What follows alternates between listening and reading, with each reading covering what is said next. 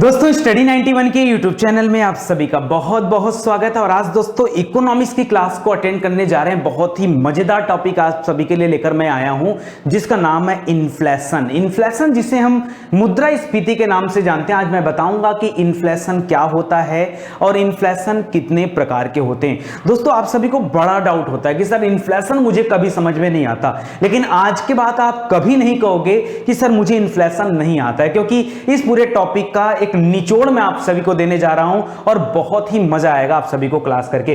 देखिए आज हम क्या पढ़ने वाले हैं, आज हम इकोनॉमिक्स में पढ़ने वाले इन्फ्लेशन क्या होता है।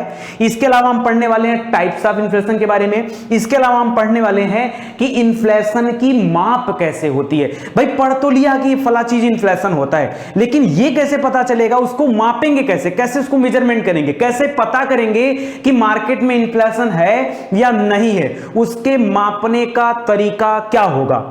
मैं केवल आपको इन्फ्लेशन पढ़ा के चला जाऊं और आपको यह ना बताऊं कि आज की मार्केट में इन्फ्लेशन है या नहीं है, मार्केट में मंदी है या महंगाई है, इस बात का पता आपको कैसे चलेगा। तो आज मैं आपको साथ ही साथ मुद्रास्फीति के माप के बारे में भी बताने वाला हूं। तो मुझे नहीं लगता कि इतने टॉपिक में आप सभी ने कभी ध्यान दिया होगा और बहुत ही इत्मीनान से पढ़िएगा। ठीक है, चलिए स्टार्ट करते हैं। दोस्तों एक बात और याद रखेगा, स्टडी 91 का एप्लीकेशन भी आ चुका है, तो जिन भाई बंधुओं ने एप्लीकेशन को इंस्टॉल नहीं किया है वो जल्दी से एप्लीकेशन को इंस्टॉल कर लें ताकि उनकी तैयारी और भी अच्छे से हो पाए। एक सेकंड, मैं थोड़ा सा साउंड की हो सकता है आपको प्रॉब्लम आए, अभी साउंड की प्रॉब्लम अब नहीं आएगी, अब थोड़ी जो है नहीं आएगी। ठीक है, अभी अच्छी आवाज आ रही है। ठीक है, तो चलिए स्टार्ट करते हैं दोस्तों और पढ़ते हैं इन्फ्लेशन के बारे में। एप्लीकेशन जरूर से इंस्टॉल करिएगा, मैं सिर्फ इतना आपसे कहना चाहता हूं, क्योंकि वहां पर बहुत सारे मटेरियल दिए गए हैं जो कि फ्री ऑफ कास्ट हैं। आप अपनी पूरी तैयारी वहां से कर सकते हैं और पूरे वीडियोस भी वहां आपके लिए अवेलेबल हैं। ठीक है, चलिए स्टार्ट करते हैं दोस्तों। सबसे पहली बात आती है सर इन्फ्लेशन होता क्या है। ठीक है, अब इन्फ्लेशन को हिंदी में बोला जाता है मुद्रास्फीति। सर मुद्रा माने तो पता है, मुद्रा सर करेंसी को कहते हैं और आपने बड़े अच्छे से समझाया है कि करेंसी क्या होती है। ठीक है, तो मुद्रा, मनी, करेंसी ये सभी पता है, लेकिन स्फीति का मतलब सर हमको नहीं पता है। बाबू स्फीति का मतलब होता है फैलाव होना, स्फीति का मतलब होता है विस्तार होना। किसी चीज का विस्तार होना या फैलाव होने को हम क्या कहते हैं, स्फीति नाम देते हैं। लेकिन यहां दीजिए क्या बोल रहा है, यह स्फीति जो शब्द है मुद्रा के साथ जुड़ा है, तो कह रहा है मुद्रा का विस्तार होना, मुद्रा का फैलाव होना, ये मतलब है। लेकिन इन जनरल सेंस में लोग गलतियां कर देते हैं। पहले आप समझिए इन्फ्लेशन के बारे में, अभी खाली आप इतना ध्यान दीजिए कि इसका मतलब क्या होता है, विस्तार करना, वृद्धि होना या फैलाव होना। स्फीति का अर्थ क्या होता है ये। ठीक है, अब कहां पे मुद्रा का विस्तार, मुद्रा का विस्तार का मतलब क्या है दोस्तों, इसका अर्थ यह है सामान्य शब्दों में कि मान लीजिए बाजार में जब वस्तुओं या सेवाओं की कीमत निरंतर, एक बार नहीं निरंतर बढ़ने लगे तो जान जाइए मार्केट में इन्फ्लेशन आ चुका है। सर एग्जांपल मान लीजिए एक किनले का बोतल है, ठीक है, पानी का बोतल है, इसका मार्केट प्राइस कितना है 20 रुपए। आप जब बाजार में जाते हैं तो 20 रुपए में आपको पानी की बोतल मिल जाती है। मान लो आप 10 दिन बाद गए मार्केट में, पानी लिया आपने, पता चला इसका दाम 21 रुपए हो गया। उसके 5-7 दिन बाद, 10 दिन बाद, 15 दिन बाद आपको पता चला इसका दाम बढ़कर 22 रुपए हो गया। फिर कुछ दिनों और बीता, फिर आपको पता चला इसका दाम बढ़कर 25 रुपए हो गया। थोड़ा और टाइम बीता, आपको पता चला इसका दाम बढ़कर 30 रुपया हो गया। व्हाट इज दिस, ये क्या है, याद रखिए किसी भी वस्तु या किसी भी सेवा के मूल्य में निरंतर वृद्धि, अगर लगातार वृद्धि हो रही है, ठीक है, तो उसे क्या कहा जाएगा, इन्फ्लेशन कहा जाएगा। सर एक चीज और बताइए, इन्फ्लेशन के सेंस में हम बाजार में रखी हुई वस्तुओं और सेवाओं की बात करते हैं, तो सर बाजार में तो केवल पानी बिकता नहीं है, सर बाजार में मिठाई भी बिकती है, सर बाजार में खाने पीने का सामान भी बिकता है, सर बाजार में किताबें भी बिकती हैं, सब्जियां भी बिकती हैं, मोटरसाइकिल भी बिकती है, साइकिल भी बिकती है, कपड़े भी बिकते हैं। तो याद रखिए जब पूरे बाजार में सभी वस्तुओं और सेवाओं का मूल्य निरंतर बढ़ने लगे, ठीक है, तो उसे क्या कहा जाता है, मुद्रास्फीति। सर हमारे गांव में इसी को महंगाई बोला जाता है। अरे यार, आपके गांव में जो बोला जाता है वही तो सत्य है, महंगाई को ही मुद्रास्फीति कहते हैं। महंगाई को ही मुद्रास्फीति कहते हैं। और ये सर इतनी सस्ती सी बात है, हाँ। और आज तक हम टेंशन में थे कि मुद्रास्फीति होता क्या है। मुद्रास्फीति और कुछ नहीं है, मुद्रास्फीति मतलब महंगाई। महंगाई कब पता चला? आज आप सब्जी लेने के लिए बाजार गए, पूछे भैया टमाटर कैसे, बोला 80 रुपया, 80 रुपया किलो टमाटर। भैया प्याज कैसे, प्याज 50 रुपया किलो, 50 रुपया किलो टमाटर, प्याज, ठीक है। तो यहां पर क्या हो सकता है, आपको आश्चर्य हो सकता है, अरे इतना महंगा, ठीक है। आप जहां जा रहे हो पता चला दूध महंगा हो गया, सब्जियां महंगी हो गई, कपड़े महंगे हो गए, किराया महंगा हो गया, सब बढ़ रहा है। यही क्या है, इन्फ्लेशन। तो एक शब्द दोस्तों याद रखेगा, महंगाई को ही इन्फ्लेशन कहा जाता है। लेकिन कब? जब निरंतर वृद्धि हो तब। एक बार किसी चीज का दाम बढ़ गया, बचपन से 1 रुपया में टिकिया खा रहे थे, समोसा खा रहे थे, उसका 10 साल बाद जाके दाम 2 रुपया हो गया, आप कह रहे हो ये इन्फ्लेशन है। वो इन्फ्लेशन नहीं होता है, ठीक है। जब पूरे मार्केट में इन्फ्लेशन आता है, महंगाई का दौर आता, तब उसे महंगाई कहा जाता है। किसी एक सामान का दाम जो है बढ़ गया तो उसे महंगाई नहीं कहा जाता। समझ में आ गया अच्छे से? अब देखो ये लिख रहा है, कह रहा है एक अर्थव्यवस्था में, पूरे अर्थ में, अब देखो यहां तो बाजार की बात भी नहीं कर रहा है, यहां पूरे देश की इकोनॉमी की बात कर रहा है। कह रहा है इस पूरी अर्थव्यवस्था में जब किसी वस्तुओं के मूल्य में होने वाली निरंतर वृद्धि को ही क्या कहा जाता है, इन्फ्लेशन या मुद्रास्फीति कहा जाता है। चलो थोड़ा सा दिमाग खराब करता हूं, इकोनॉमिक्स की किताब में जो खतरनाक लाइन लिखी होती है, इसी लाइन को दूसरे ऐसी भाषा में मैं लिख देता हूं जैसे लगता है हड़प्पा सभ्यता में लिखी गई कोई लाइन हो। आपको समझ में नहीं आता कि लाइन बोल क्या रहा है। सुनो इसी बात को कैसे इकोनॉमिक्स में लिखा जाता है। लिख रहा, ध्यान दीजिए, मुद्रास्फीति का शाब्दिक अर्थ है मुद्रा के मूल्य में कमी होना। अरे बाप रे बाप, अब हुआ टेंशन, ठीक है। अभी अभी तो हमने पढ़ा कि स्फीति माने फैलाव होता है, और ये फैलाव, ये विस्तार, ये वृद्धि, ये मुद्रा के साथ लगा है। तो हमें तो यही महसूस हो रहा था कि मुद्रा का फैलाव होगा, मुद्रा का विस्तार होगा, और यहां लिख रहा है मुद्रा के मूल्य में कमी होना, ठीक है।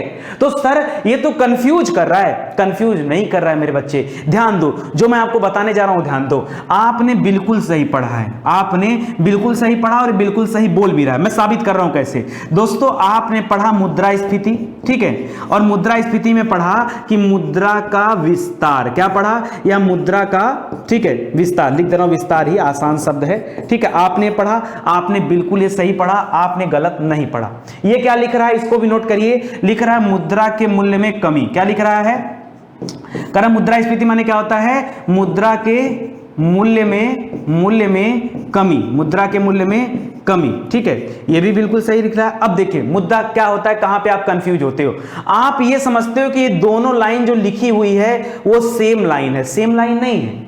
आपको इकोनॉमिक्स में इसीलिए डर लगता है क्योंकि आपको लगता है कि यहां पे लिखी गई दोनों लाइन क्या है, समान है, जबकि एक समान लाइन नहीं, दोनों के कहने का अर्थ अलग है। ये कह रहा है मुद्रा का विस्तार। मुद्रा का विस्तार माने क्या है, सरकार ने क्या किया, पहले बाजार में केवल 2000 के 10 नोट थे, अब सरकार ने क्या किया, मुद्रा का विस्तार कर दिया, बाजार में 2000 के 100 नोट आ गए। क्या आ गए, 100 नोट आ गए। समझ में आ रहा है? तो ये हो गया मुद्रा का विस्तार। अब वो पैसे मार्केट में आएंगे, एग्जाम्पल दे रहा हूं खाली, ठीक है। और मुद्रा, जब जानिए, जब मुद्रा का विस्तार होता है तो उसका परचेजिंग पावर ऑफ मनी जो होता है, उसका जो मूल्य होता है वो कम होता है। क्या होता है, वो कम होता है। यही रीजन है कि पहले के जमाने में लोग मेला 1-2 रुपए में देख आते थे, आज 1-2 रुपए में कोई मेला नहीं देखता है। समझ में आ रहा है? तो याद रखिए, जब जब मुद्रा का विस्तार होगा तब तब मुद्रा के मूल्य में कमी आएगी, मुद्रा के मूल्य में कमी आएगी। अभी आपको मैं ऐसे ऐसे एग्जाम्पल दूंगा, आप कल्पना नहीं कर सकते, आप कल्पना नहीं कर सकते। ऐसे ऐसे एग्जाम्पल मैं आपको आगे दूंगा, पूरा इमेज बना के रखा हूं, ठीक है। जिम्बाब्वे की करेंसी के ऊपर मैं एग्जांपल देने वाला हूं। आप बिलीव नहीं करोगे, लोग लाखों करोड़ों रुपए लेकर जाते थे बाजार में सब्जी खरीदने। सर कहोगे मजाक कर रहे हैं आप, मजाक नहीं कर रहे हैं। मैं विथ इमेज विथ प्रूफ आपको दिखाऊंगा और आपको बताऊंगा। आप खुद से नेट पर सर्च करिएगा, आपको पता चल जाएगा। अभी मैं दिखाऊंगा थोड़ी देर बाद, अभी आप जितना लिखा है केवल उतने बात करिए, ठीक है। तो कभी इन दोनों लाइन को बाबू सेम मत समझना। मुद्रास्फीति का मतलब मुद्रा में विस्तार होता है, मुद्रा का विस्तार होता है, लेकिन जब जब मुद्रा का विस्तार होगा तब तब मुद्रा के मूल्य में कमी आ जाएगी, मुद्रा के मूल्य में कमी आ जाएगी, ठीक है। चलो आगे बढ़ते हैं और अगली लाइन की तरफ, ठीक है। आगे लिख रहा है दोस्तों कि अर्थात मुद्रा की क्रय शक्ति में कमी आना। जाहिर सी बात है, मुद्रास्फीति आएगा, मुद्रा का विस्तार होगा, तो इसका मतलब क्रय शक्ति में कमी आना तय है। यही मुद्रास्फीति कहलाता है। करा वस्तुओं का मूल्य बढ़ता है, मुद्रा का मूल्य घटता है। अरे जब जब ऐसा होता है तब तब देश बिगड़ता है कि नहीं? क्यों बताइए? अरे महंगाई आ जाती है, सब लोग हैरान परेशान हो जाते हैं, हाहाकार मच जाता है, सरकार पे अंगुलियां उठने लगती है और कई बार तो तख्ता पलट भी हो जाता। अपने देश में नहीं हुआ है लेकिन बाहरी देशों में हुआ है, ठीक है? तो याद रखिए, यानी कुल मिला जुला के मुद्रास्फीति बराबर महंगाई। सर जान गए क्या होता है मुद्रास्फीति? अब सर जल्दी से इसके प्रकार बता दीजिए तो कितने प्रकार के होते हैं, ठीक है? बहुत ऐसे चुटकी में प्रकार बताऊंगा, ठीक है? सपोज करो आपको बाजार, इधर पीछे मत देखो, पीछे ध्यान मत देखो, पीछे ध्यान दोगे तो कहानी गड़बड़ हो जाएगी, ठीक है? एक आध दिन दोस्तों मेरी क्लास नहीं आती, लोग परेशान हो जाते, कहां चले गए नितिन सर? अरे नितिन सर आपको छोड़ के कहां चले जाएंगे? हमको अपना वादा याद है भैया, ठीक है? अगर मैं किसी दिन नहीं आया हूं उसका मतलब नहीं कि नितिन सर आज आराम कर रहे हैं, शादी हो गई घूम रहे हैं, नहीं। बीवी तो ऐसे ही परेशान रहती है कि ऐसा आदमी मिले कि मतलब जो थोड़ा सा हमारा भी ध्यान नहीं रख पाते, घर का भी ध्यान है, दिन भर वही स्टडी 91 स्टडी 91 स्टडी 91, हमेशा बिजनेस बिजनेस बिजनेस, बस एक ही चीज इनके दिमाग में रहता है, ठीक है? तो ऐसा नहीं होता है। अगर मेरी क्लास कभी नहीं आती है तो मैं आपके लिए कुछ स्ट्रेटजी प्लान करता हूं, कुछ और सोचता हूं कि मैं आपको क्या दे दूं, ठीक है? मैं कहीं ना कहीं कंटेंट तैयार करता हूं, ठीक है? तब जाकर ये सारी चीजें आपके सामने आती हैं। बहुत मेहनत लगता है इन चीजों को बनाने में। देखिए अब आपको मैं आपसे एक एग्जांपल करता हूं, आपको सारे टाइप्स पता है, मैं गारंटी लेता हूं आपको मुद्रास्फीति का प्रकार पता है। कितने लोग कह रहे हैं नहीं पता है? हाथ उठा लो जरा। कितने लोग कह रहे हैं नहीं पता है? मैं साबित करके दिखाऊंगा आपको पता है, आपको पता है, मैं साबित करके दिखाऊंगा, ठीक है? तो जल्दी से बताओ दोस्तों यहां पर कि कितने प्रकार के होते हैं। सुनो ध्यान से, मैं एग्जांपल देता हूं। आप टारगेट करो कि आपको मार्केट में महंगाई लाना है। सर महंगाई माने क्या? अरे एक टारगेट करते ना, मार्केट में सारा सामान महंगा हो जाए। ऐसा क्या करें कि सारा सामान महंगा हो जाए, ठीक है? चलो देखो मैं आपको कहानी सुनाता हूं दोस्तों। पहला है डिमांड पुल, ठीक है? डिमांड पुल इन्फ्लेशन यानी मांग प्रेरित मुद्रास्फीति। ये मांग प्रेरित क्या है? अगर दोस्तों मान लो ये पानी की बोतल है, ठीक है? और ये पानी की बोतल मार्केट में मात्र 100 पीस है, ठीक है? और मार्केट में पानी की बोतल की अगर डिमांड बढ़ जाए, क्या हो जाए? डिमांड बढ़ जाए। या अभी कह दो कि कोरोना आया था, ठीक है? तो लोग सैनिटाइजर खरीद रहे थे, तो मार्केट में पहले उतने ज्यादा मात्रा में सैनिटाइजर नहीं थे, तो लोगों ने डिमांड करना शुरू किया, भैया हमको भी सैनिटाइजर चाहिए, हमें भी चाहिए, हमें भी चाहिए। अब जब इतने लोग डिमांड करने लगेंगे तो सैनिटाइजर का दाम क्या हो जाएगा? समझ में आ गया? जब पानी का डिमांड भी ज्यादा लोग करने लगेंगे तो पानी का दाम क्या हो जाएगा? बढ़ जाएगा, पानी का मूल्य बढ़ जाएगा। आप बताओ ऐसा होगा कि नहीं?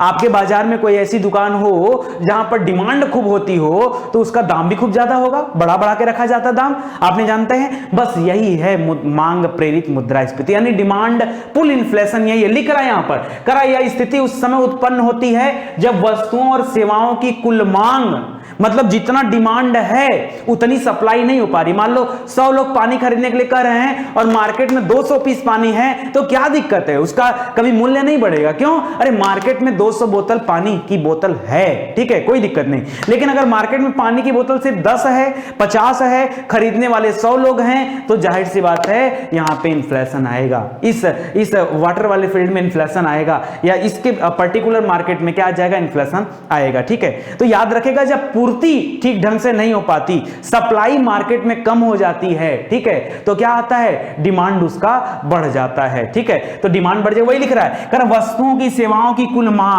इसकी कुल आपूर्ति की तुलना में जब अधिक हो जाती है, बस इसी को डिमांड पुल इन्फ्लेशन कहते हैं, ठीक है? डिमांड पुल यानी मांग प्रेरित, ठीक है? समझ में आ गया ना? लिख रहा है अन्य कठिन शब्दों में अन्य कठिन शब्दों में कह रहा है कि मुद्रा की आपूर्ति में वृद्धि के साथ साथ, देखिए उल्टा बोल रहा है, वही चीज उल्टे नीचे से शुरू कर रहा है। लिख रहा है कि मुद्रा की आपूर्ति में वृद्धि के साथ साथ उत्पादन में वृद्धि उस अनुपात में अगर न हो, ठीक है, तो ऐसी स्थिति को मांग प्रेरित मुद्रास्फीति कहा जाता है। कह रहा है सप्लाई जितना हो रहा हो, ठीक है, वो मांग के अनुपात में कम हो।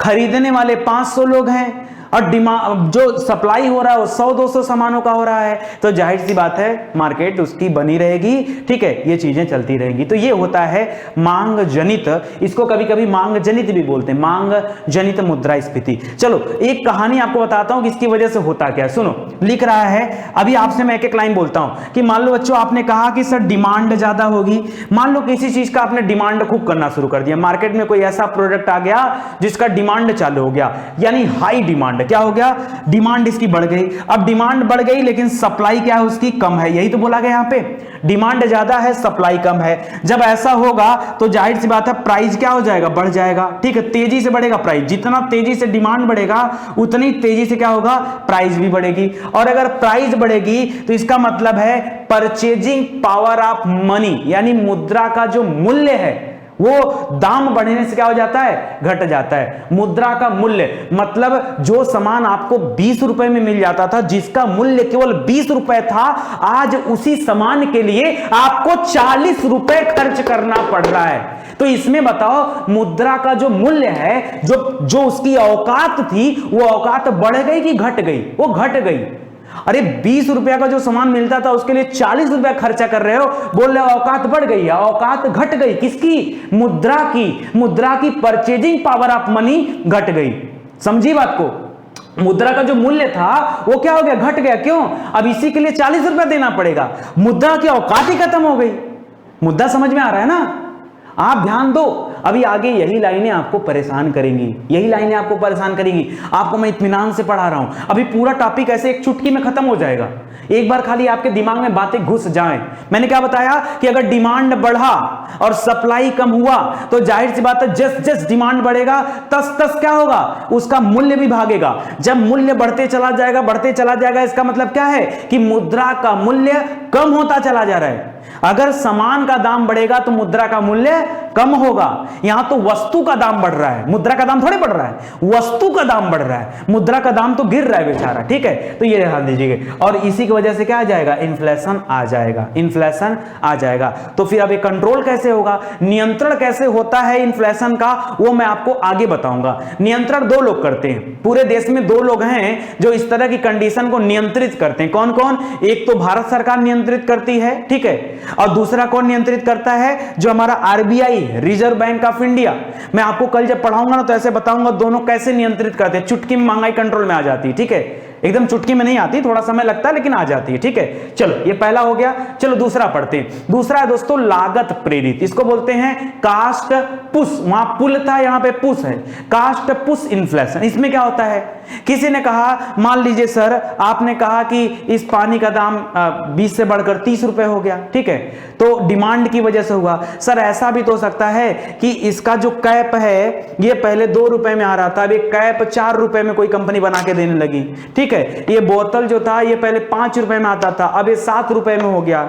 इसके ऊपर सर जो फिल्टर ये प्लास्टिक लगा हुआ एडवर्टीजमेंट के लिए, सर इनको भी हमको ज्यादा पे करना पड़ रहा है। इसके अंदर जो वाटर फिल्टर लगा हुआ है, पानी जो गया हुआ है, उसको बनाने में खर्चा सर ज्यादा आ रहा है, हाँ ठीक है। लेबर वाले वो हड़ताल पे बैठ गए कि हमारी सैलरी जो है बढ़ाओ, 1.5 गुनी करो, 2 गुनी करो, नहीं तो हम नहीं बनाएंगे। अब किन्ने कंपनी बंद थोड़े हो जाएगी, वो उसको बढ़ाना पड़ेगा सिस्टम देख करके। तो उसने कुल मिला जुला के कहा कि सर पहले इसका लागत 15 में आता था, हम 20 में बेचते थे, क्यों, 2.5 रुपया दुकानदार रखता था, 2.5 रुपया कंपनी रखती थी। एग्जाम्पल दे रहा हूं, ठीक है। अब क्या है, इसका लागत ही सर 20 रुपए आ रहा है, 25 रुपए आ रहा है, तो जब इसकी लागत 20 रुपए आएगी तो फिर इसका दाम भी मुझे बढ़ाना पड़ेगा, बताइए। और जब इसका दाम बढ़ाना पड़ेगा तो भी तो इन्फ्लेशन के बराबर है, क्योंकि सामान का दाम बढ़ना ही क्या, इन्फ्लेशन है, महंगाई है। ये महंगा हो गया तो महंगाई है।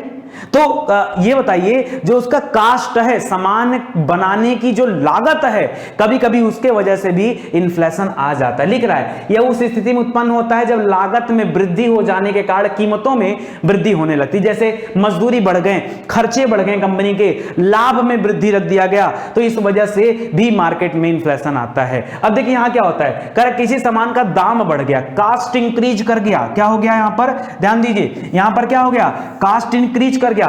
कई लोग बड़ा खुश होते होंगे, मैंने तो पहले ही कहा था यार मेरा बैकग्राउंड रहा है कॉमर्स का, 11th 12th बीकॉम 3 साल, 2 साल एमकॉम, सीए, सीपीटी, आईपीसीसी, मतलब पूरा जान लो कि जीवन का एक खंड ही चला गया अकाउंटिंग में। हाँ तो इकोनॉमिक्स, अकाउंटिंग, मैंने कहा था मेरा फेवरेट सब्जेक्ट है। ये ऐसा सब्जेक्ट है जिसको ऐसे पानी में घोल के ना पिला दूंगा और कोई पिला नहीं सकता है, ठीक है। तो इतना टैलेंट रखता हूं इकोनॉमिक्स में कि घोल के पिला दूंगा। बाकी हिस्ट्री, ज्योग्राफी तो अभी मैं रिसेंट में 2 साल से पढ़ना शुरू, 2-3 साल से मैं स्टडी कर रहा हूं हिस्ट्री, ज्योग्राफी और ये जो साइंस वगैरह तो अब मैं सीखा हूं। पहले नहीं आता था मुझे साइंस, ठीक है। ये तो अब रिसेंट में जाकर के केमिस्ट्री वगैरह सीखा हूं, ठीक है। अभी पीरियोडिक टेबल का वीडियो देखो, एकदम वायरल चल रहा है, आप जाके देखो। ऐसा पीरियोडिक टेबल अगर यूट्यूब पे आपको मिल जाए तो बात क्या, ठीक है। लोगों ने पढ़ा होगा अलग अलग तरीके से, बट मेरा कॉन्सेप्ट थोड़ा अलग था। चलो यहां पे देखो लिख रहा है कास्ट इंक्रीज होना। अब कास्ट यहां क्या हो रही है, इंक्रीज हो रही है, तो कास्ट इंक्रीज होगा मतलब क्या होगा, प्रोडक्शन क्या हो जाएगा, कम होगा। कैसे कम होगा, लो प्रोडक्शन। अरे भैया एक बात बताओ, अगर यहां पर किसी सामान का ज्यादा दाम बन रहा है, मान लो यहां पर मजदूरी ज्यादा पे करनी पड़ी, ठीक है, तो मजदूरों ने क्या कर दिया, हड़ताल कर दिया। हड़ताल किया होगा, मांग किया होगा कि सर हमारी मजदूरी बढ़ाइए ना तो हम काम नहीं करेंगे, स्ट्राइक किया होगा। तो अगर ऐसा होता है, हड़ताल तालेबंदी जैसी कंडीशन आती है, तो वहां पे क्या होगा, प्रोडक्शन पे प्रभाव पड़ेगा। क्या होगा बताइए, कर दीजिए, नहीं पड़ेगा प्रोडक्शन पे प्रभाव, तो प्रोडक्शन पे प्रभाव पड़ेगा तो प्रोडक्शन कम ही होगा ना। चलो दूसरा एग्जांपल ले लो, नहीं लेने का मन है। ये पहले बोतल बनाने का खर्चा 7 रुपए आता था, अब जो बोतल कंपनी बना के देती ऊपर का, ये करे हमको 10 रुपया दो, तो हम क्या करेंगे, अपना प्रोडक्शन रोकेंगे थोड़े समय के लिए, हम किसी दूसरे को ढूंढेंगे, कोई दूसरा मिले जो 7 रुपए में दे। अब नहीं मिलेगा 7 रुपए में, तब तक हम परेशान रहेंगे। तो कहीं न कहीं प्रोडक्शन पे इंपैक्ट पड़ेगा कि नहीं पड़ेगा, बोलो पड़ेगा, ठीक है। तो लो प्रोडक्शन, अब जब प्रोडक्शन ही कम हुआ है तो मार्केट में सप्लाई कैसे होगा। पहले ये 100 बोतल बनता था कंपनी में, अब ये सब नौटंकी की वजह से 70 बोतल ही बन पा रहा है, तो 30 बोतल की कमी आई। 100 बोतल जो मार्केट में जाता था हर महीने, अब केवल 70 बन पा रहा है। क्यों, नौटंकी जो चल रही इन लोगों की, ठीक है। तो ये जो चल रहा है इसकी वजह से क्या हो रहा है, सामान कम बन पा रहा है, प्रोडक्शन कम हो पा रहा है, और जब प्रोडक्शन कम होगा तो मार्केट में केवल 70 पीस जाएगा, तो बाकी का 30, यानी सप्लाई यहां पर क्या हुआ, कम हुआ।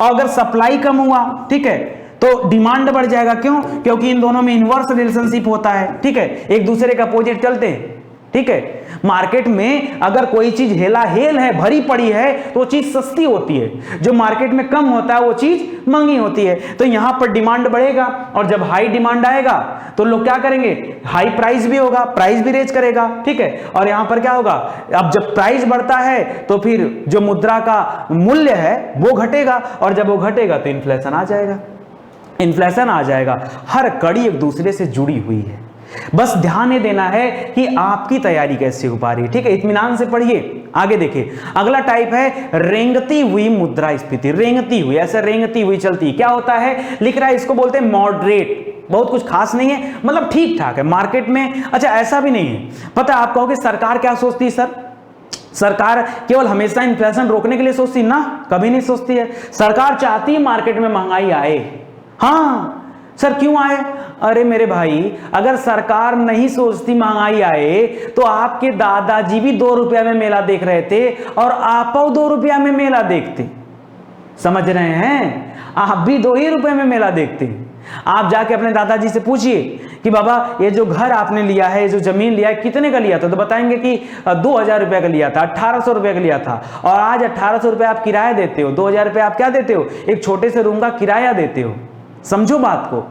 तो यहां पे क्या हुआ है, मुद्रा के मूल्य में कमी आई है, मुद्रा का विस्तार हुआ है, मुद्रा का विस्तार हुआ है, लेकिन मूल्य में कमी आई है। परचेजिंग पावर ऑफ मनी क्या है, वो घट रही है, लगातार घट रही है, और वो घटती ही रहेगी। लेकिन सरकार भी चाहती है मार्केट में इन्फ्लेशन आए, क्योंकि मार्केट में इन्फ्लेशन नहीं आएगा तो लोगों, अच्छा कौन व्यक्ति जो चाहता है कि हम आज भी 10,000 रुपए कमा रहे हैं और कल भी हम 10,000 रुपए कमाए, बताओ।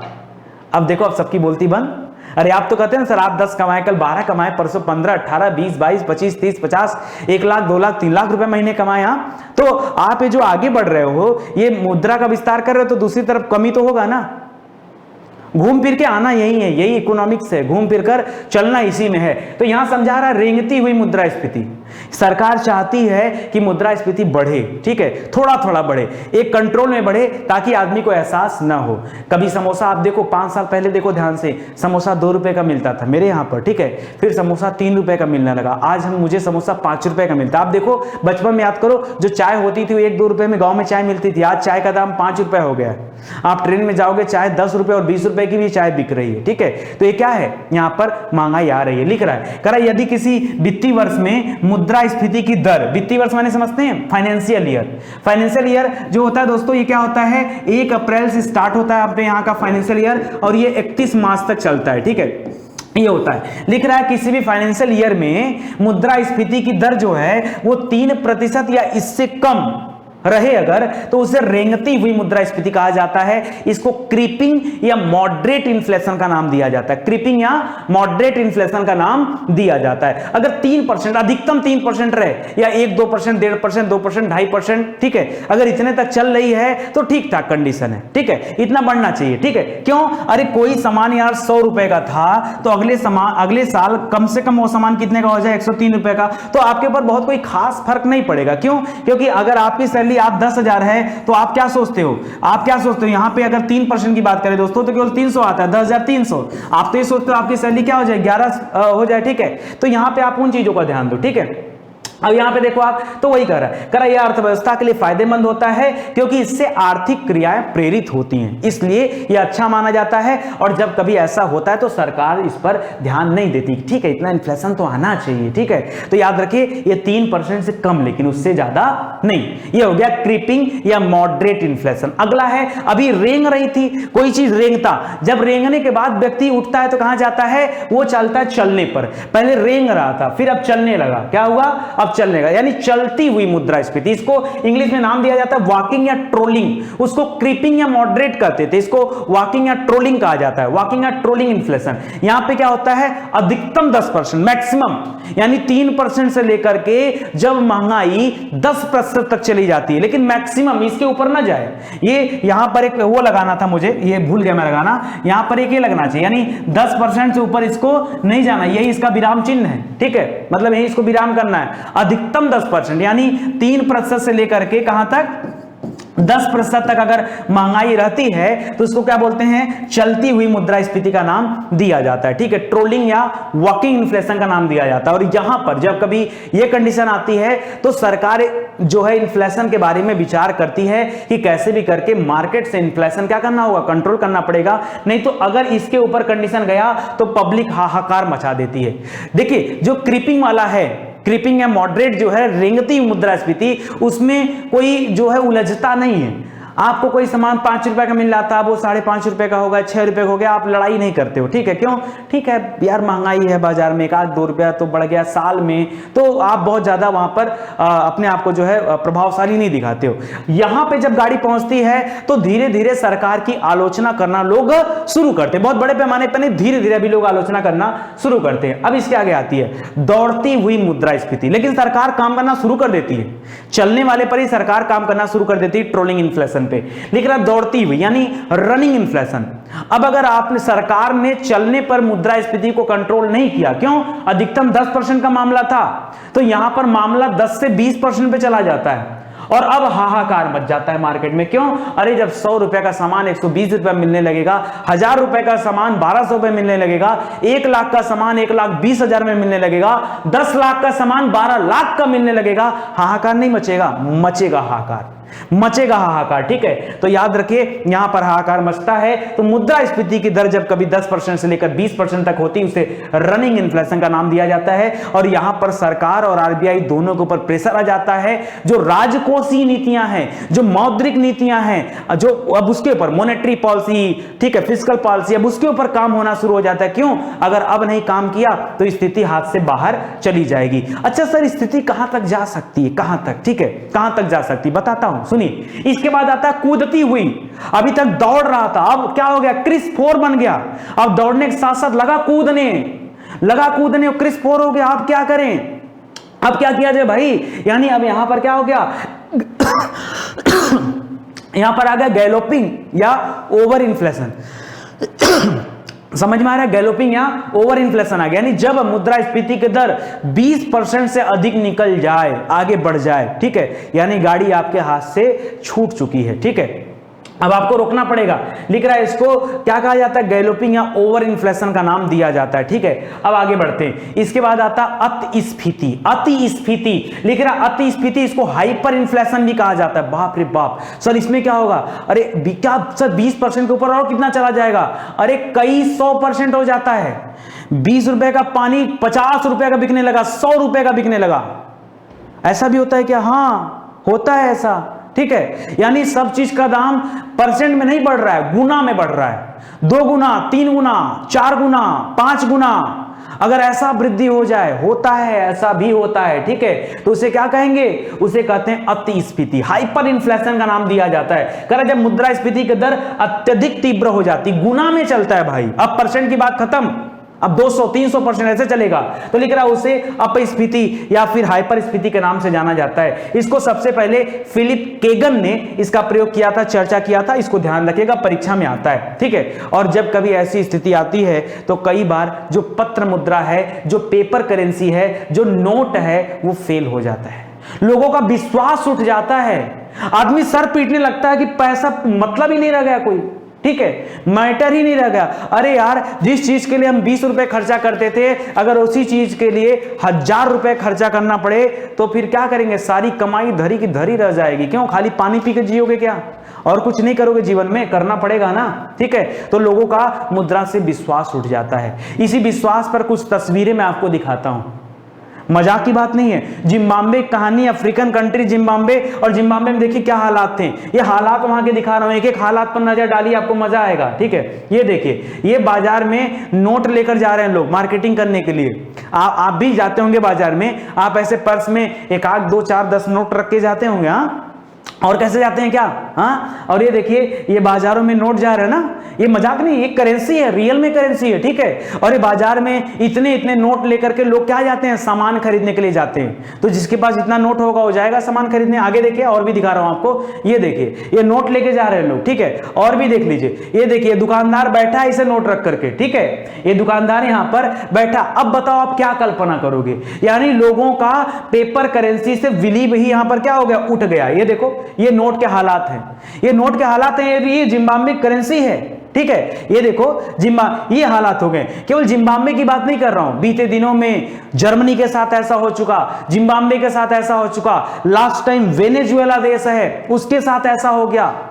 सर ये कितने की करेंसी है? ये कितने करेंसी? ये कोई उठा तो सकता नहीं है। अगर इतनी करेंसी ले जाके आपको बाजार में सब्जी लेके आना हो, मतलब आप कहां चले गए, मम्मी सब्जी लाना है, पैसा दे दो। कितना पैसा दे? 5 लाख रुपया दे दो, सब्जी लेके आना है, ठीक है। क्या ले लेना बेटा? 5 किलो आलू, 5 किलो प्याज, 1 किलो टमाटर लेना। मम्मी इतने में नहीं मिलेगा, 3 लाख और दे दो, 8 लाख लेके जा रहे हैं। ये क्या है? मुद्रा का मूल्य ऐसा भी तो हो सकता है। कब? जब मुद्रा में विस्तार होगा तो मुद्रा के मूल्य में कमी आएगी, और जब मुद्रा के मूल्य में कमी आती है, जरूरत से ज्यादा कमी आती है, ठीक है, तो वहां पे क्या हो जाएगा? लोगों का पेपर करेंसी से बिलीव उठ जाएगा और सारी अर्थव्यवस्था धरी की धरी रह जाएगी। वही दिख रहा है कि विश्व इतिहास में 1923 में घटना घटी थी, ठीक है, जो अतिस्फीति की दृष्टि से सबसे खराब मानी जाती है। लिख रहा है जनवरी 1922 से लेकर नवंबर 1923 के मध्य जर्मनी में जो निर्देशांक था वो 1 से बढ़ करके 10 अरब हो गया। कितना हो गया? 1 से बढ़कर 10 अरब। सर्च करिए, जाके पढ़िए इसके बारे में, ठीक है। करा हंगरी, उसी का पड़ोसी देश है हंगरी, ठीक है। करा हंगरी में तो इसकी स्थिति और भी खराब हो गई। 1 वर्ष तक स्फीति की दर कितना हो गई? 2000%, ठीक है। यहां पर देखिए 1 वर्ष तक स्फीति की जो दर थी वो 2000% हो गई। कर वर्ष के अंतिम माह में मूल्य वृद्धि 42.10 करते करते 0 और 1 के बाद 24 शून्य लगाकर जरा गिनती करिएगा। इकाई, दहाई, सैकड़ा, हजार, 10,000, लाख, 10 लाख, करोड़, 10 करोड़, अरब, 10 अरब, खरब, 10 खरब, पद्म, महापद्म, ठीक है। ऐसे जोड़ के बताइएगा। अगर 24 लग गया तो क्या कहा जाएगा, ठीक है। पहले पढ़ के बताइएगा तब आगे बताऊंगा। लिख रहा हाल के वर्षों में सबसे अधिक स्थिति जो खराब देखी गई वो जिम्बाब्वे और वेनेजुएला जैसे देशों की देखी गई, ठीक है। आगे ध्यान दीजिए। ओहो, इसके आगे क्या हुआ? गायब हो गया क्या? नहीं है, ठीक है। तो ये देखिए, ये अभी आपके सामने जो करेंसी दिख रहा था, यहां पे देखिए एक रियल, मैं नोट की करेंसी दिखा रहा हूं आपको। यहां पे लिखा है देखिए रिजर्व बैंक ऑफ जिम्बाब्वे। थोड़ा बड़ा कर देता हूं, आप इत्मीनान से देखिए। दिख रहा है आपको क्या लिखा है? रिजर्व बैंक ऑफ जिम्बाब्वे, ठीक है। आई प्रॉमिस टू पे द बियर ऑन डिमांड, ठीक है। $10 बिलियन नोट है, नोट है। कितने का नोट है? $10 बिलियन का नोट है। सोचो हमारे यहाँ 2000 का नोट चलता है, इतना पैसा किसी के पास होगा? वहां इतने की नोट है लगी हुई है, ठीक है। यानी क्या है? ये बहुत अच्छे हालात नहीं है, ये सबसे खराब हालत के सूचक है, ठीक है। तो ये तो रही पूरी कहानी। अब बात आती सर इन्फ्लेशन का माप कैसे किया जाए, मुद्रास्फीति की माप कैसे की जाए। लेट हो रहा है क्या? लेट हो रहा है तो जा सकते हैं। जो लोग स्टडी 91 पर आते हैं, देखिए ईमानदारी के साथ पढ़ने के लिए आइए। हर एक विषय को डिटेल से और चैप्टर वाइज पढ़ाया गया है। तो जिस किसी को तैयारी करना है उसके लिए सबसे बेहतरीन प्लेटफॉर्म है स्टडी 91, ठीक है। और आगे दोस्तों हम आपके लिए एग्जाम ओरिएंटेड कोर्स भी लेके आ रहे हैं, क्योंकि मैं देख रहा हूं मार्केट में लूटपाट बहुत ज्यादा मची है। स्टडी 91 का जो जन्म हुआ था वो सिर्फ एक चीज को देखकर हुआ था कि हर बच्चे तक शिक्षा की पहुंच हो पाए, और हमारी निःशुल्क शिक्षा हर बच्चे के जीवन में सबसे लाभदायक साबित हो, जो कि हो रही है। और लोग पढ़ते हैं और याद रखते हैं कि हाँ स्टडी 91 कोई चैनल है जहां हर एक विषय पर हमें सपोर्ट दिया जाता है। उसकी वेबसाइट और एप्लीकेशन के माध्यम से लाखों क्वेश्चनों को दिया गया है, जिसमें किसी तरह का कोई भी चार्ज नहीं है, फ्री ऑफ कॉस्ट है। आप आके पढ़ सकते हैं, टेस्ट दे सकते हैं, एग्जाम दे सकते हैं, सब कुछ कर सकते हैं, कहीं कोई दिक्कत नहीं। यानी आपकी पूरी तैयारी का खर्चा स्टडी 91 देख रहा है। लेकिन मैं देख रहा हूं कि लोगों ने, अच्छा लोग यूट्यूब पे इस तरह से थे तो मैंने कहा यूट्यूब पर एक चीज दिया जाए। अब मैं देख रहा हूं कि लोग पेड प्रोग्राम की तरफ भाग रहे हैं, बड़े से बड़े चैनल, ठीक है। लोग क्या कर रहे हैं, मतलब वहां एक लूटपाट मची है, तो हमें भी लगा कि अब हमें भी इस तरह के मार्केट में आना चाहिए। और ध्यान क्या देना है, सिलेक्शन। केवल पैसा इसलिए ना लिया जाए कि सिलेक्शन जो है केवल पढ़ाने से मतलब है, सिलेक्शन से मतलब है, सिलेक्शन सिलेक्शन सिलेक्शन, ठीक है।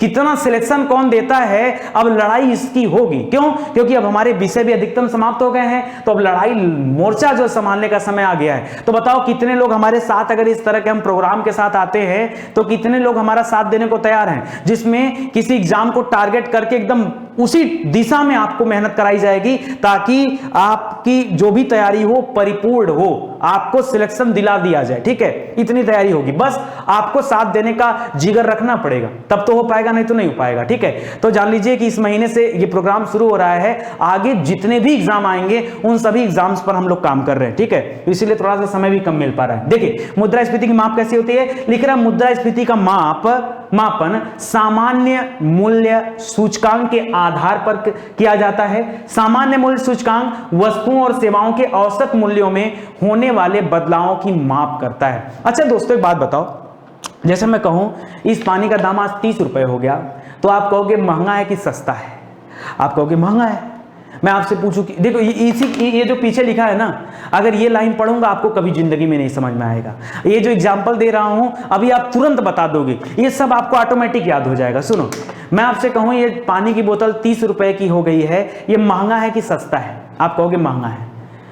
मैं आपसे पूछा क्यों महंगा है, आपने कहा पहले 20 रुपए की मिलती थी, अब 30 रुपए की मिलती, तो महंगाई है।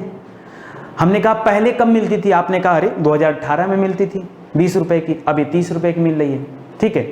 तो या किसी ने कहा कि 2019 में भी तो 20 रुपए की मिलती थी, अब 30 रुपए की मिल रही है। किसी ने कहा 2017 में 20 रुपए का मिलता था, अब 30 रुपए का मिल रहा है, ठीक है। तो हमने क्या किया, यानी आपको अगर किसी प्रोडक्ट को बताना है कि महंगा है कि सस्ता है, तो कंपेयर के लिए किसी साल का आंकड़ा लेना होगा। गलत कह रहा हूं कि सही कह रहा हूं, आप बताओ यार, एकदम प्रैक्टिकल सोचो मेरे भाई। देखो रटने रटाने की बात नहीं है। आपने कहा इस पानी का दाम 30 रुपया है तो महंगा है। मैंने पूछा क्यों महंगा है, आपने कहा पिछले साल पानी का बोतल 20 रुपए का था इसलिए महंगा है। तो आपको पिछले साल का आंकड़ा उठाना पड़ा कि नहीं उठाना पड़ा? आप कहोगे हाँ वो तो उठाना ही पड़ेगा, ठीक है। अरे जब कंपेयर करेंगे तभी तो बताएंगे कि चीजें महंगी हैं कि सस्ती हैं। मान लो पहली बार जीवन में पानी लॉन्च होता और पहली बार 30 रुपए रहता, तो ये ना महंगा है ना सस्ता है। क्यों? अरे अभी लॉन्चिंग ही पहली बार हो रही है, इस तरह का कोई चीज अभी तक था ही नहीं, पहली बार तो इस तरह का प्रोडक्ट आया है। तो क्या इसको क्या महंगा कहोगे क्या सस्ता कहोगे? सपोज करो ये इंटरेक्टिव बोर्ड, अगर मान लो इस इंटरेक्टिव बोर्ड की कीमत 3 लाख रुपए है और मार्केट में पहली बार ये बोर्ड आया 3 लाख का है, तो आप कह सकते हैं कि बोर्ड महंगा है कि सस्ता है। अरे साल 2 साल बाद बताओगे कि बोर्ड महंगा है कि सस्ता है। अगर 2.5 लाख का हो गया तो कहोगे सस्ता हो गया, अगर 4 लाख का हो गया तो कहोगे महंगा हो गया, यही कहोगे ना। मुद्दा समझो आप, ठीक है। यानी आपको कंपेयर करना पड़ेगा। कंपेयर जो किया जाता है, जो आपने कहा 2018-17 ना, उसी को आधार वर्ष कहा जाता है, बेस ईयर। क्यों? आपने उसी को बेस माना। हाँ 2018 में 20 रुपए का था, बेस माना ना, और उसी के आधार पर 2020 की तुलना कर रहे हो। तो सरकार इन्फ्लेशन जो काउंट करती है, जो निकालती है, या आपको जो इन्फ्लेशन निकालना है उसके लिए कोई बेस ईयर लेना पड़ेगा। अब किसी ने कहा 2017 ले लो सर, किसी ने कहा 2018, किसी ने कहा 2019, किसी ने कहा 2016 ले लो। मैं कहा चुप, सब बैठो ध्यान से। जो सरकार कहेगी हम उसको बेस ईयर लेंगे, जो सरकार कहेगी हम बेस ईयर उसको लेंगे। सरकार का कहना है कि 2011 बेस ईयर है। अरे सरकार भी कौन सा सही है, ठीक है, इतना पुराना बेस ईयर कोई लेता है? 10 साल होने को है, अभी बेस ईयर 2011 ही है। अरे सरकार के कहो अपडेट करे, अपडेट करें। अरे ठीक है, राजनीति करके फुर्सत में आ जाने तो अपडेट हो जाएगा, ठीक है। तो बेस ईयर जो है वो क्या है? 2011। तो 2011 में जो इस पानी का दाम था उसके आधार पर आप तुलना करोगे। आप 2018 2017 छोड़ देना। यानी सर मुद्दा केवल यही है ना कि कोई आधार वर्ष माना जाएगा और जो गवर्नमेंट कहेगी उस सब उसको माना जाएगा। हाँ बस यही है, और उसी पे तुलना कर दिया जाएगा। मान लीजिए इसका दाम 15 था, अब इसका दाम 30 हो गया, तो इसमें तो 100% की वृद्धि हो गई, 100% की वृद्धि होगी, सीधे सीधे दुगुना का हो गया। हाँ ठीक है, तो ये निकाला जाता। तो ये लिख रहा है यहां पर, करा इसके अंतर्गत एक आधार वर्ष का चयन किया जाता है। इसका मान आधार वर्ष पर वर्तमान या जो करंट ईयर चल रहा है, जो हमारा चालू ईयर चल रहा है, उस पर इसकी गणना किया जाता है। करा है कि सूचकांक मान लीजिए 100 होता है, ठीक है, एक सूचकांक हमने 100 माना, अगर 100 से कम पे है, ठीक है, तो उसको क्या माना जाएगा? ये जो है मुद्रा अस्फीति को दर्शाता है। और सूचकांक अगर 100 के ऊपर चला गया परसेंटेज, ठीक है, तो वो अपस्फीति को दर्शाता है। एक ऐसा आंकड़ा निकाला जाता है, ठीक है। तो ये चीजें मैं निकालना सिखाऊंगा बाद में आपको। कुछ चीजें और याद रखें, करा मुद्रा आपूर्ति की दर, मुद्रा की जो सप्लाई हो रही है, कर मुद्रा आपूर्ति की दर तथा मुद्रा के मूल्य में हमेशा क्या होता है? इनवर्स रिलेशन होता है। वही मैंने कहा तो आपसे, अगर मार्केट में खूब मुद्रा आ जाए तो मुद्रा का औकात खत्म हो जाएगा। क्रय शक्ति, परचेजिंग पावर किसे बोलते हैं? मुद्रा के औकात को बोलते हैं। वो क्या हो जाएगा? घट जाएगा। फलतः मुद्रा के मूल्य की गणना भी मूल्य सूचकांकों के माध्यम से की जाती है, ठीक है। जब मूल्य सूचकांक में वृद्धि होती है तो मुद्रा के मूल्य में गिरावट होती है। जब मूल्य सूचकांक में गिरावट आती है तो मुद्रा के मूल्य में वृद्धि होती है। वही जो लाइन आपको बताया उसी लाइन को यहां पे प्रेजेंट किया जा रहा है। कर भारत में मुद्रास्फीति की गणना 2 प्रमुख सूचकांकों से किया जाता है। 2 सूचकांक पकड़ते हैं वहां पर। एक सूचकांक है थोक मूल्य सूचकांक, यानी होलसेल वाला ले लिया, होलसेल प्राइस इंडेक्स, इसीलिए इसको WPI बोलते हैं। एक है उपभोक्ता मूल्य सूचकांक, जिसको कंज्यूमर प्राइस इंडेक्स कहा जाता है, यानी CPI। CPI, WPI 2 अलग अलग मानक है, माध्यम है, जिसके माध्यम से इन्फ्लेशन की माप की जाती, मुद्रास्फीति का माप किया जाता है, ठीक है। तो मुझे लगता है आज के लिए इतना काफी है। इससे ज्यादा अगर पढ़ा दिया अर्थशास्त्री बन जाओगे, नोबेल मिल जाएगा, ठीक है। तो अभी नोबेल थोड़ा दिन बाद लेना, अभी अर्थशास्त्री बन के ही काम चलाओ, बनना जरूरी है, ठीक है। और इकोनॉमिक्स शुरू हो गया तो दोस्तों समाप्त होगा, बिल्कुल टेंशन मत लीजिए और हमेशा अपना लाड प्यार बनाए रखा करिए। देखिए स्टडी 91 पर सभी सब्जेक्ट पढ़ाए गए। आप आइए, आपका जो भी विषय कमजोर हो, जो भी टॉपिक कमजोर हो, आप वहां आइए, पढ़िए आराम से। आप एप्लीकेशन देखिए, वेबसाइट देखिए, वहां जाके पढ़िए, सब कुछ तो अवेलेबल है, ठीक है। आप आराम से अपनी स्टडी करिए। मिलते हैं अगले लेक्चर में, तब तक के लिए जय हिंद, जय Bharat. Thank you so much.